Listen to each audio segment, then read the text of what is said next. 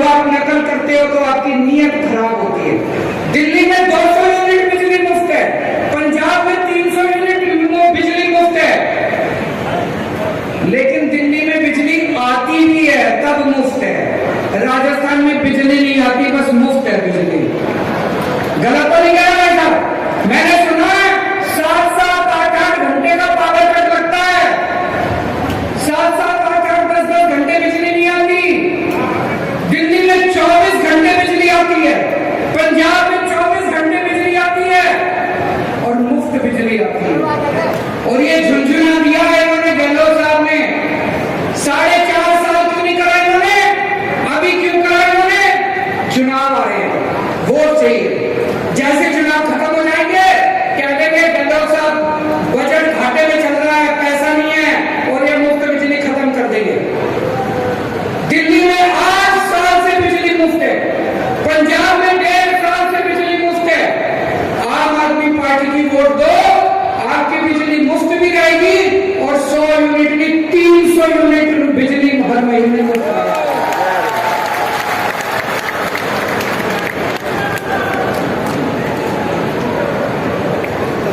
आज राजस्थान को भगवान ने सब कुछ दिया, इतने मिनरल्स दिए हैं, तांबा दिया है, जिंक दिया है, लिग्नाइट दिया है, पत्थर दिया, चूना दिया, इतने मिनरल्स दिए, इतने सारा सब कुछ दिया, लेकिन इन पार्टियों ने लूट के राजस्थान को खोखला कर दिया। अगर हम सारे जने मिल जाएं तो राजस्थान को एक बहुत ही संपन्न राज्य बना सकते हैं। पिछले 5 साल के अंदर दिल्ली में हम लोगों ने इतने काम करे, शिक्षा ठीक कर दी, स्कूल ठीक कर दिए, अस्पताल ठीक कर दिए, बिजली ठीक कर दी, पानी ठीक कर दिया, इतने काम करे।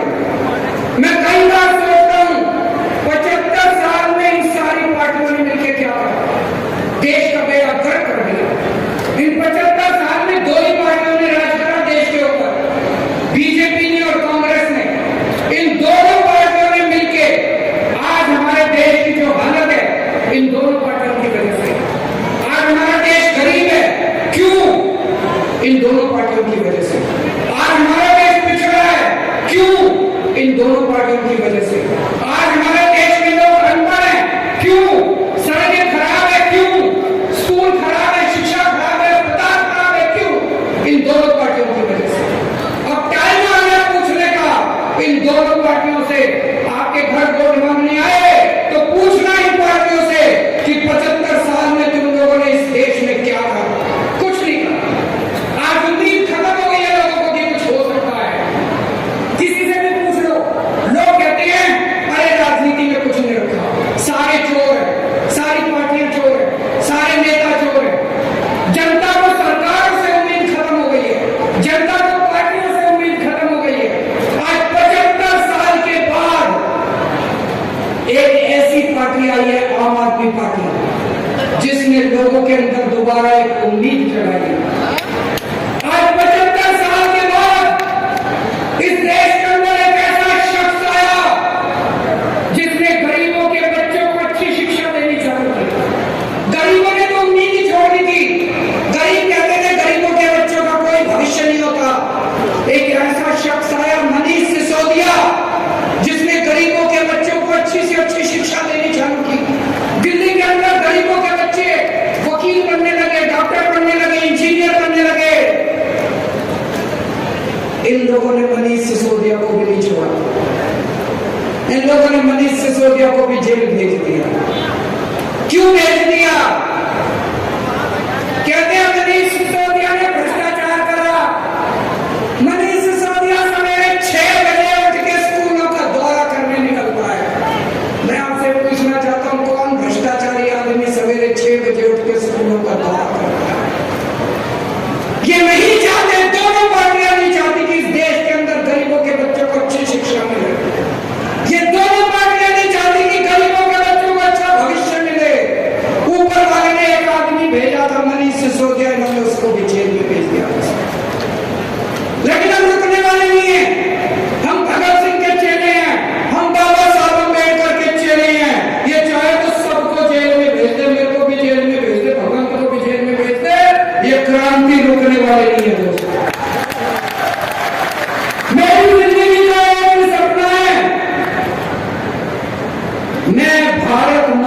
दुनिया का नंबर 1 देश देखना चाहता हूं। मैं भारत को दुनिया का नंबर 1 देश देखना चाहता हूं। मुझे आप लोगों का साथ चाहिए, मुझे युवाओं का साथ चाहिए। युवाओं के साथ मिलके देश के 140 करोड़ लोगों के साथ मिलकर इन पार्टियों ने लूट लिया। भूल जाओ इन सारी पार्टियों को, भूल जाओ इन नेताओं को। देश के 140 करोड़ लोग मिलकर हम भारत को नंबर 1 देश बनाएंगे। बनाएंगे कि नहीं बनाएंगे? और मेरे पास प्लान है। पढ़ा लिखा आदमी हूं, इंजीनियर हूं, आईएएस हूं, इसीलिए लोग चिढ़ते हैं वैसे ही अनपढ़ है।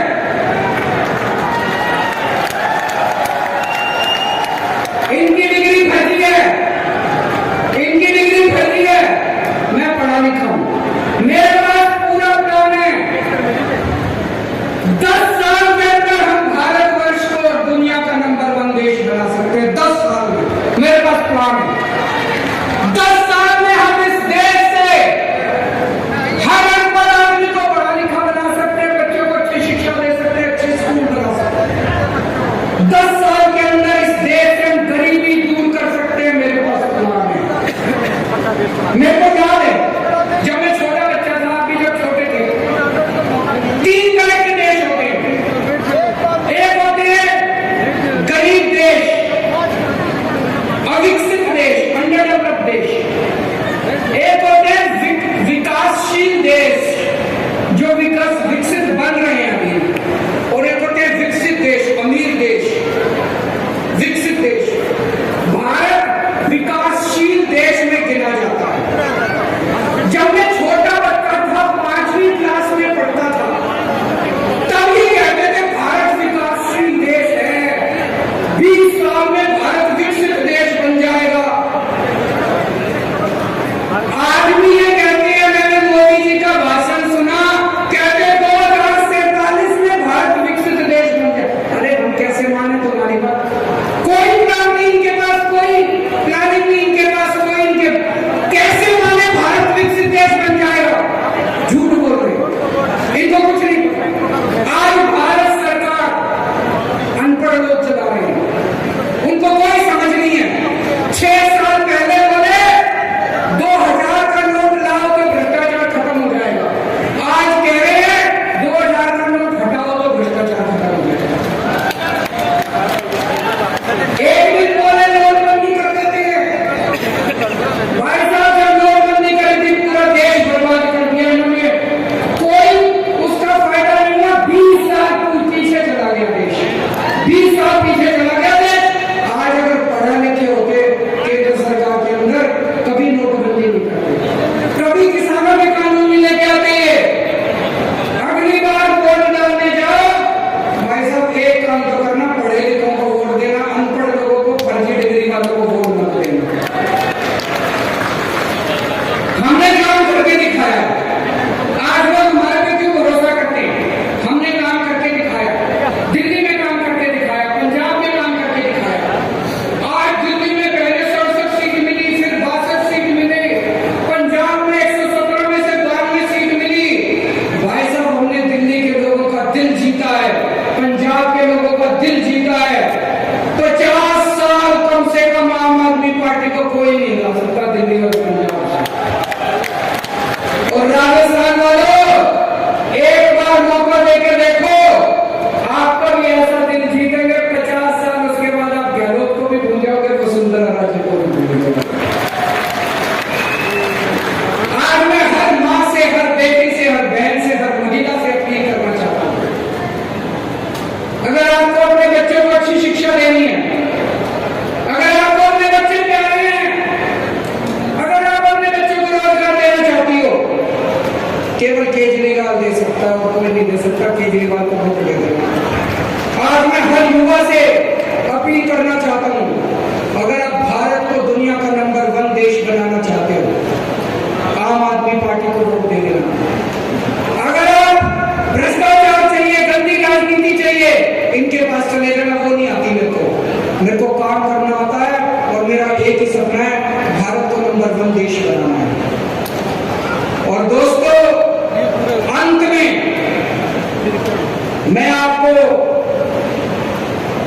एक ऐसे राजा की कहानी सुनाना चाहता हूं।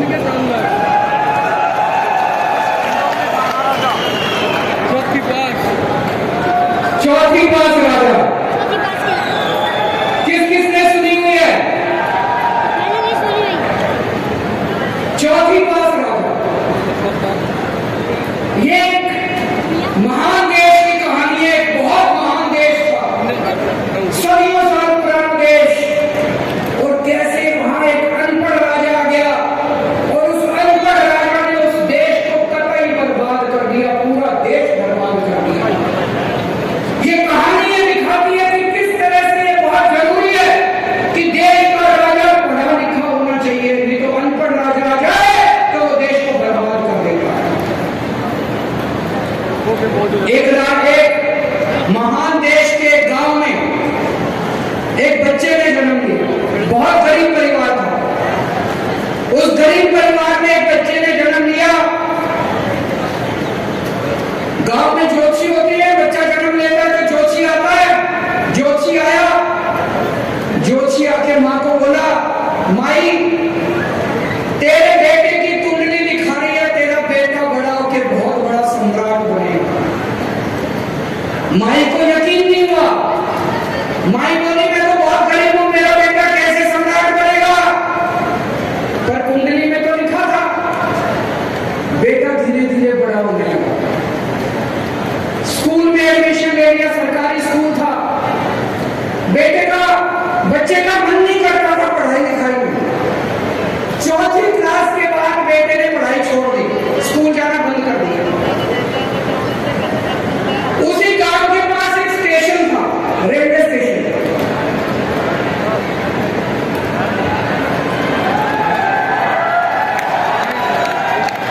तो घर में बहुत गरीबी थी। गरीबी की वजह से घर में गुजारा नहीं होता था, तो बच्चा स्टेशन पे जाके चाय बेचा करता था। समझ गए? समझ गए? तो बेटा स्टेशन पे जाके चाय बेचा करता था, भाषण बड़े अच्छा देता था। वो बचपन से उसको भाषण देने की लत थी। गांव में बच्चों को इकट्ठा कर लेता और खूब भाषण देगा। एक बार शुरू होता तो बंद ही नहीं करता, और किसी टॉपिक पे बुलवा लो, खूब फेंकता, लंबी लंबी फेंकता। वो बचपन से ही फेंकता।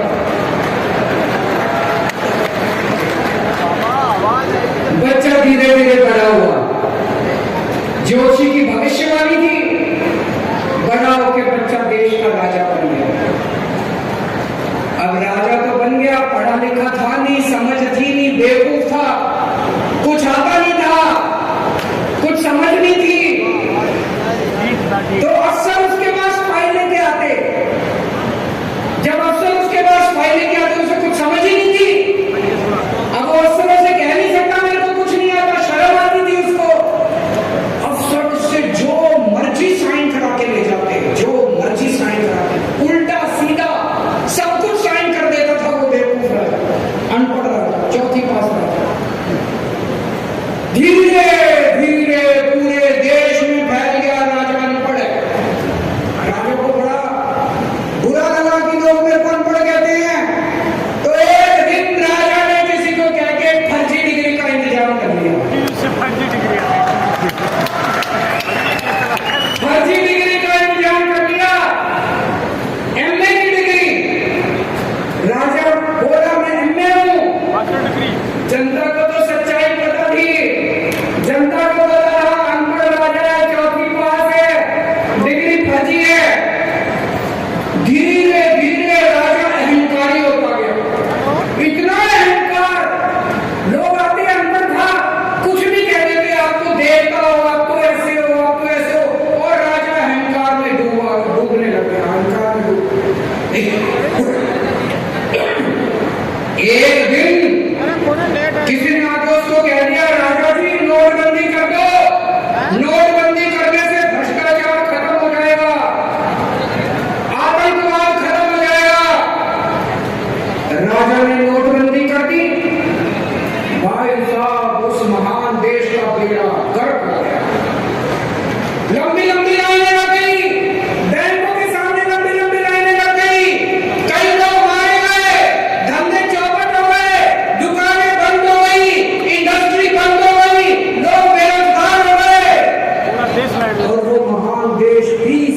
पीछे चला गया, 20 साल पीछे चला गया। एक दिन कुछ लोग आके बोले जी किसानों के 3 कानून बना दो, इससे किसानों का भला हो। राजा बेवकूफ था, उसे समझ तो थी नहीं, उसने किसानों के 3 कानून। पूरे देश में किसान खड़े हो गए, उसके आंदोलन हो गया, 750 किसान मारे गए। 1 साल के बाद उस राजा को 3 कानून वापस ले गए। एक दिन उस देश के अंदर महामारी फैल गई, बड़ी कठोर महामारी, लोग मरने लगे। किसी ज्योतिषी ने आके उस राजा को बोल दिया, थालियां ताली और चम्मच बजवाओ।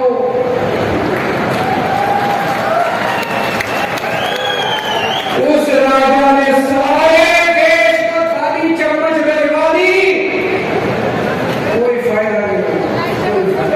दोस्तों, धीरे धीरे उस राजा के दोस्तों ने पूरे देश में गदर मचा दिया। उसके दोस्तों ने इतना भ्रष्टाचार, उसके दोस्त लोगों को लूटने लगे, पीटने लगे, बलात्कार करने लगे।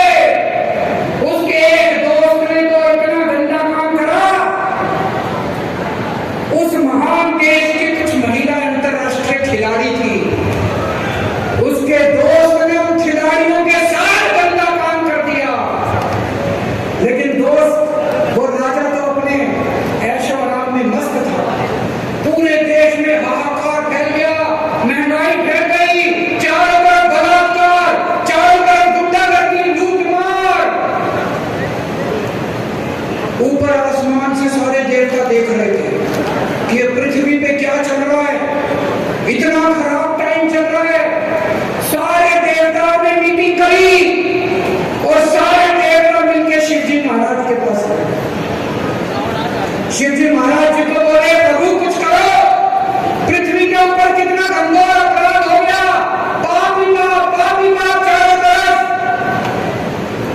शिवजी ने अपनी तीसरी आंख खोली और एक दिन पूरे देश के ऊपर भविष्यवाणी हुई।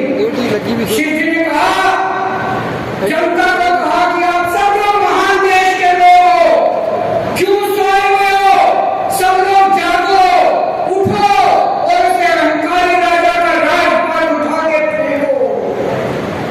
और एक दिन सारे देश की जनता खड़ी हो गई।